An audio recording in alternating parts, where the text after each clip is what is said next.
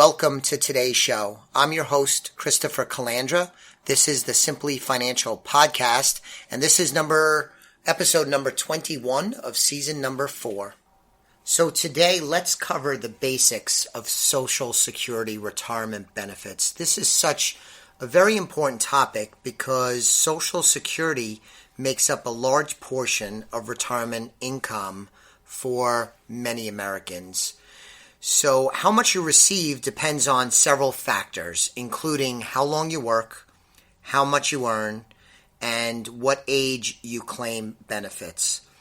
So over your working life, you pay Social Security taxes. On your W-2, it's going to show up as FICA, F-I-C-A. That stands for Federal Insurance Contributions Act.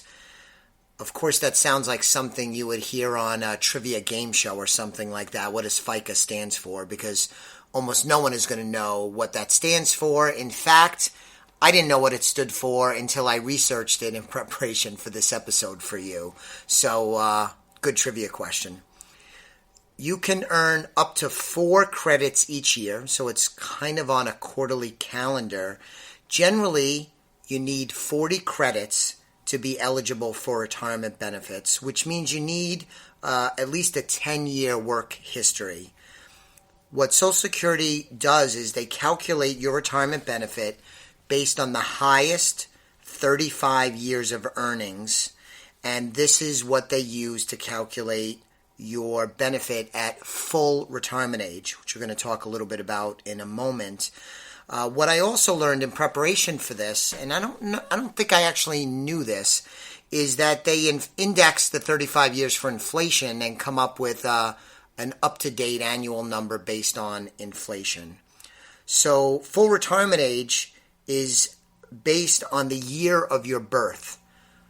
For example, those born before 1955, the full retirement age is 66. If you were born after 1955, but before 1960, the full retirement age goes up by 2 months every year. So those born in 1956 have a full retirement age of 66 and 2 months of age. And then it goes from 66 and 2 months to 66 and 4 months.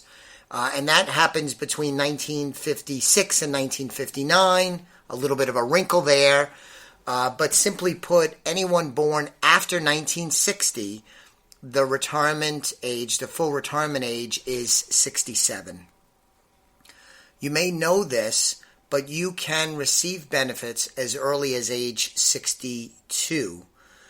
If you collect benefits as early as age 62, your benefit is going to be permanently reduced. You're going to get less over the course of your lifetime. Common sense, though, on the other end of the spectrum is you conceivably will get benefits for a longer period of time because you started earlier. Roughly speaking, if you take benefits as early as you can at age 62, the benefit is reduced by about 25% compared to waiting to full retirement age. You also can delay benefits to as late as age 70. Then, instead of having a permanently reduced benefit, you'll have a permanently increased benefit. You will receive a higher amount of money for the remainder of your life. But also, that means that you had to delay getting benefits for several years, waiting until attaining age 70. Again, roughly speaking, the increase in benefit if you wait until age 70 is about 32% higher than full retirement age. You'll often hear people speak of it increasing by about 8% per year for every year that you wait. That's a good estimate. How much could you receive? I would recommend that if you're listening to this and you haven't claimed Social Security benefits yet, regardless of age, that you go to the Social Security website. It's ssa.gov. And at that site, you create something called My Social Security Account. Once that account is set up, the My Social Security account, you can view online your Social Security statement. That will give you a recording of your earnings that are going to be counted in the calculation for Social Security benefits. And it will give you benefit estimates on how much you could expect at different ages should you decide to collect Social Security. Or when you collect Social Security. Let me just close out with the advice that when you collect Social Security benefits is a very personal decision. It depends on a multitude of factors. There's no one-size-fits-all decision. For many people, taking it early makes sense. For many others, taking it at full retirement benefit makes sense. And still others, it makes sense to wait until age 70. Again, there are an enormous number of factors. It's a very personal decision, as I said. We work with clients all the time to help them sort through the variables and to try and figure out what makes sense based on their situation, inclusive of their goals and objectives, their family history. Again, I probably should do an episode just on the variable factors that you want to consider when determining when to collect Social Security.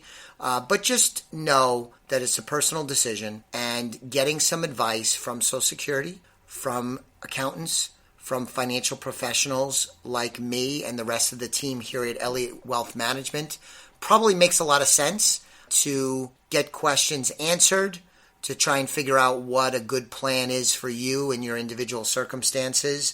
And again, we bring a lot of expertise to the table when dealing with this very important topic. So if you're not a client of ours, or even if you are and you're considering when to collect Social Security, please reach out so that we could help you make a smart and informed decision that is right for you.